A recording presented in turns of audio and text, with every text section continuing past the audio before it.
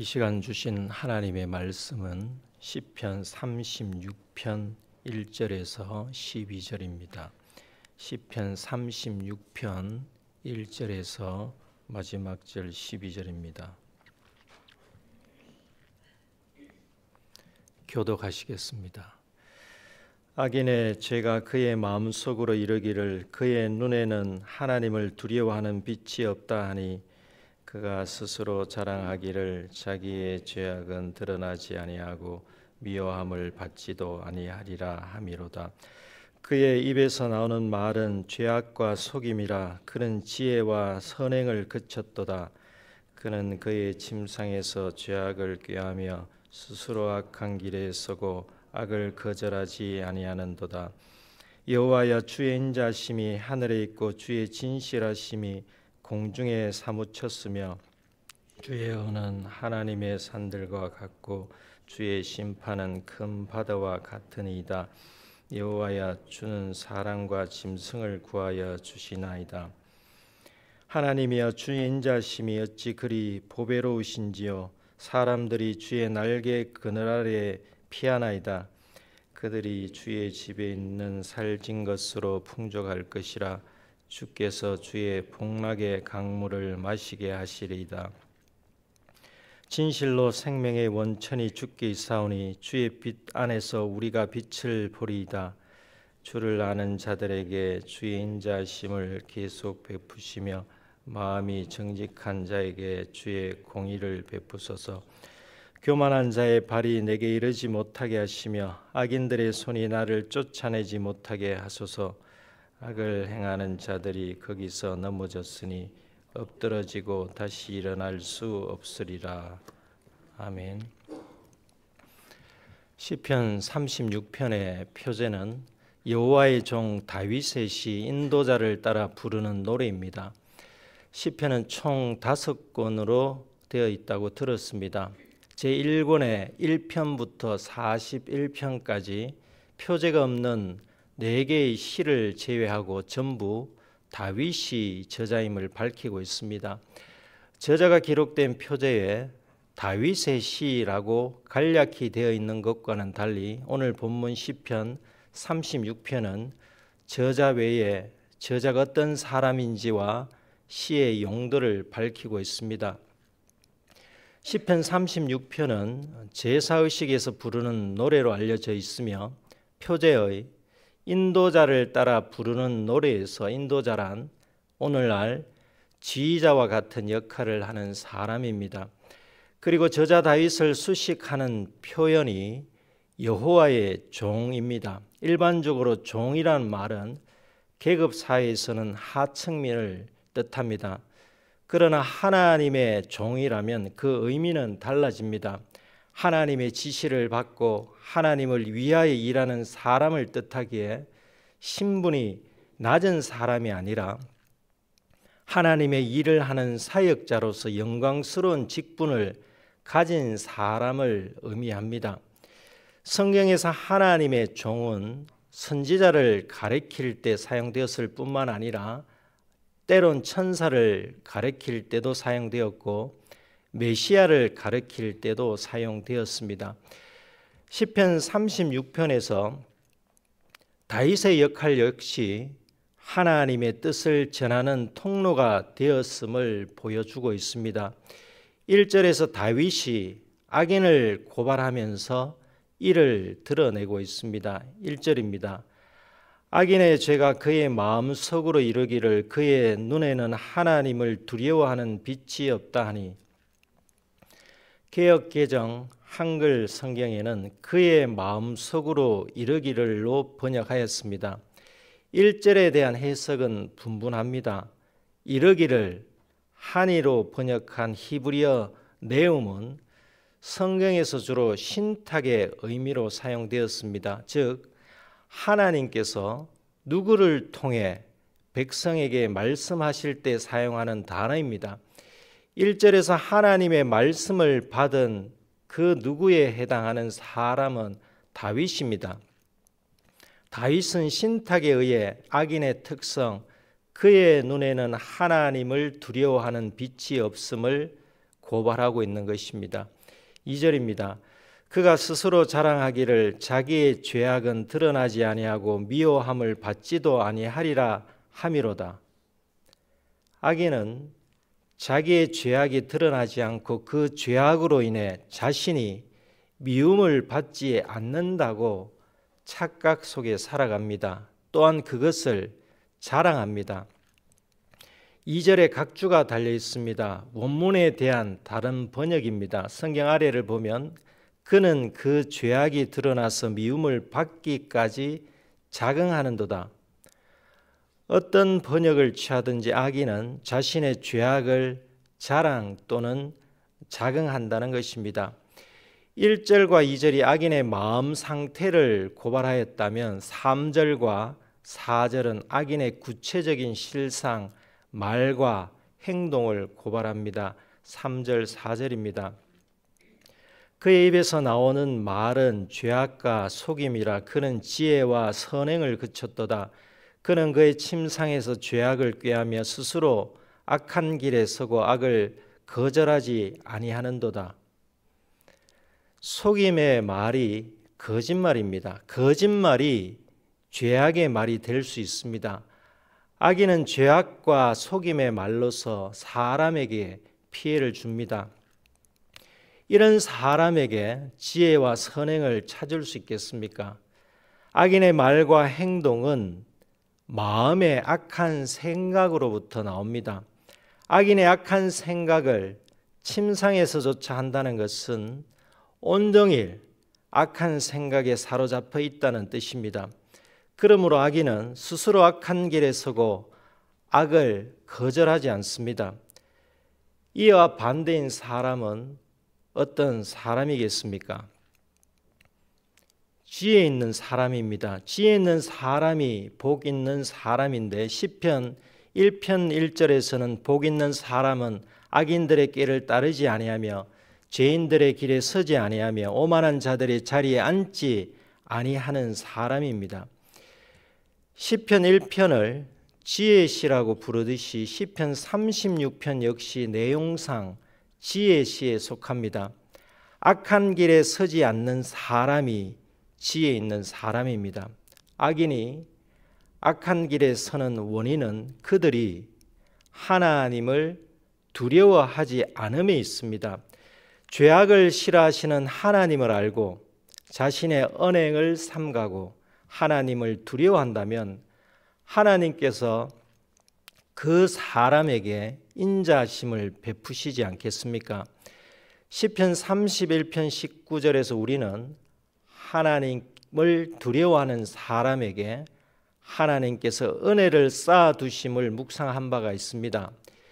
이제 다윗은 하나님의 그 은혜 인자하심을 찬양합니다. 5절입니다. 여호와여 주의 인자하심이 하늘에 있고 주의 진실하심이 공중에 사무쳤으며.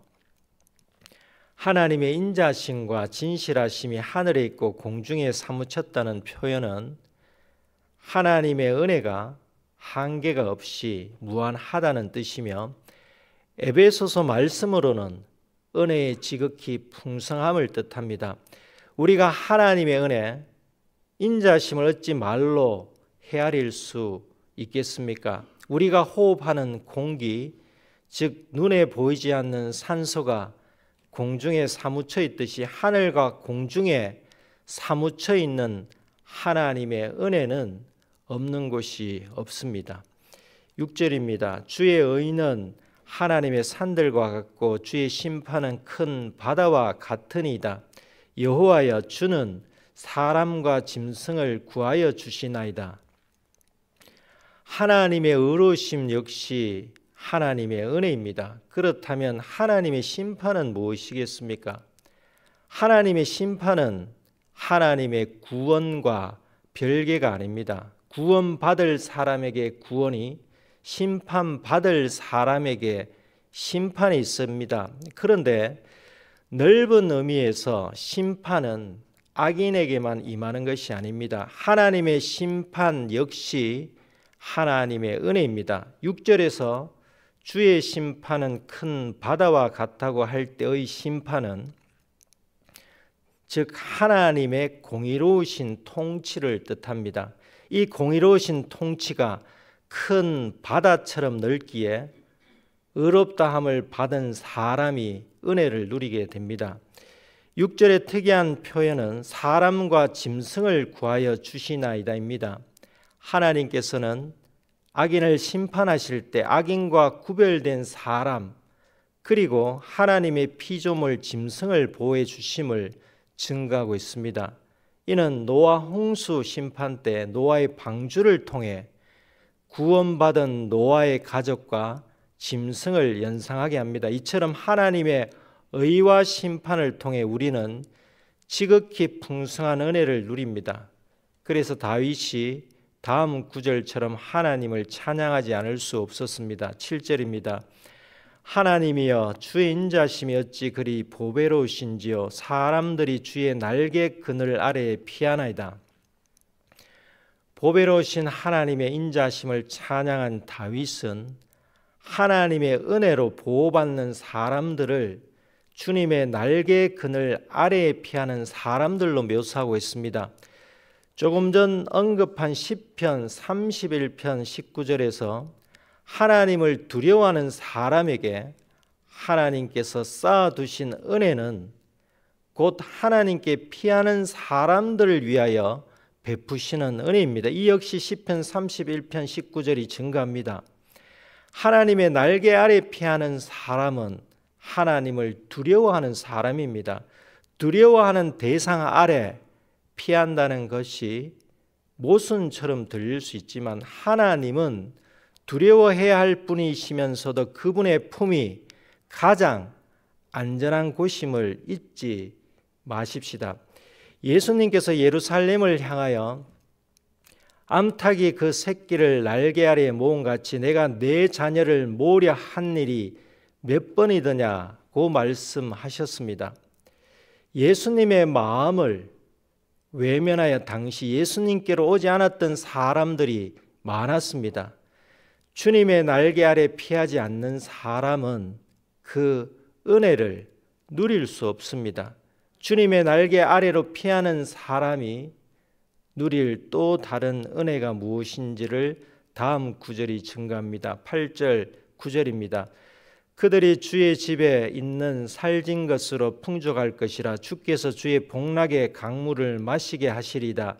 진실로 생명의 원천이 주께 있사오니 주의 빛 안에서 우리가 빛을 보리다. 살진 것은 가장 좋은 것을 뜻합니다. 주의 집은 당시 성막만을 뜻하지 않고 천국을 확장해서 생각할 수 있습니다. 그리고 복락은 기쁨과 즐거움을 뜻하는 히브리어 에덴을 번역한 말입니다. 그렇다면 주의 복락의 강물은 에덴 동산에서 흘러나왔던 강을 연상하게 합니다. 에덴 동산에서 발원하였던 강물이 땅을 적시고 기름지게 했던 것처럼 주의 날개 아래 피하는 사람, 주님을 두려워하는 사람은 생명의 강물의 복을 받게 될 것입니다. 그리고 주의 집에 살진 것과 주의 복락의 강물이란 이 세상에서 누리는 물질적인 것만을 뜻하지 않습니다. 천국에서 누릴 지극히 풍성한 복을 포함합니다. 9절의 원문에는 이유를 나타내는 접속사 키가 있습니다. 개역 개정 성경은 진실로로 번역했습니다. 5절부터 8절까지의 복을 누릴 수 있는 이유는 주님께서 생명의 원천이시기 때문입니다. 생명의 원천이 주님이시기에 주님의 날개 아래 피하는 사람이 생명을 유지할 수 있습니다.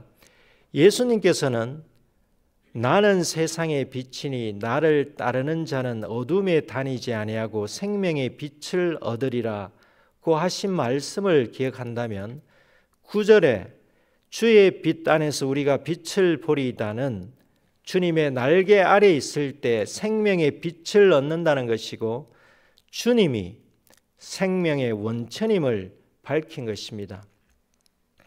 다윗은 하나님의 은혜의 지극히 풍성하심을 경험한 자로서 그 은혜를 찬양하였습니다. 이후에도 하나님의 은혜를 간구하는 기도로 시를 마무리합니다. 10절에서 12절입니다. 주를 아는 자들에게 주의 인자심을 계속 베푸시며 마음이 정직한 자에게 주의 공의를 베푸소서. 교만한 자의 발이 내게 이르지 못하게 하시며 악인들의 손이 나를 쫓아내지 못하게 하소서. 악을 행하는 자들이 거기서 넘어졌으니 엎드러지고 다시 일어날 수 없으리이다. 주를 아는 자들이란 다윗 자신을 포함해 주님을 경험적으로 깊이 아는 사람을 뜻합니다. 이들은 주님을 두려워하며 주님의 날개 아래 피하는 사람, 주님을 신뢰하는 사람입니다.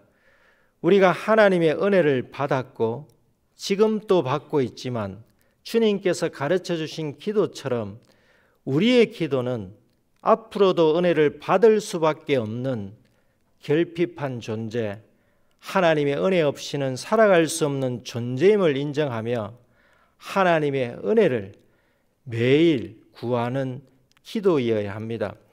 그리고 11절의 기도는 주님께서 가르쳐 주신 기도의 다만 악에서 구하옵소서와 다르지 않습니다. 11절에서 악을 행하는 자들이 넘어지고 엎드러진 곳, 그리고 다시 일어날 수 없는 곳, 거기가 어디겠습니까? 주님의 공의로 악인이 넘어지는 곳이 거기 있습니다. 거기는 악인이 의인을 넘어뜨리려고 했던 곳입니다. 거기서 악인이 넘어지는 장면을 주님의 날개 아래 피한 사람들이 본다면 얼마나 위로가 되며 안심이 되겠습니까? 지금 위기 가운데 있습니까? 주님의 날개 아래로 피하십시오. 그러면 대적자의 넘어짐을 주님의 날개 아래서 볼 것입니다. 그럴 때 우리는 하나님의 구원이 하나님의 전적인 은혜이며 값없이 주신 선물임을 고백하지 않을 수 없게 될 것입니다. 오늘 하루도 주님을 두려워하며 주님의 날개 아래서 주님께 잡힌 바 된 그것을 잡으려고 달려가는 하루가 되십시다. 기도하시겠습니다. 하나님 아버지, 하나님을 경외하며 하나님의 날개 아래 피할 수 있는 은혜를 베풀어 주셔서 감사드립니다. 이 세상에는 하나님을 두려워하지 않으며 악행을 저지르고서도 그것을 자랑하는 자들이 있습니다. 그들로 인해 마음이 흔들리지 않게 하시옵고 오직 하나님의 인자심을 찬양하며 하나님의 공의와 정의를 바라보며 살아가게 하시옵소서. 그리하여 하나님의 은혜를 입은 사람으로서 하나님의 은혜를 전하는 통로가 되게 하시옵소서. 예수님의 이름으로 기도드립니다. 아멘.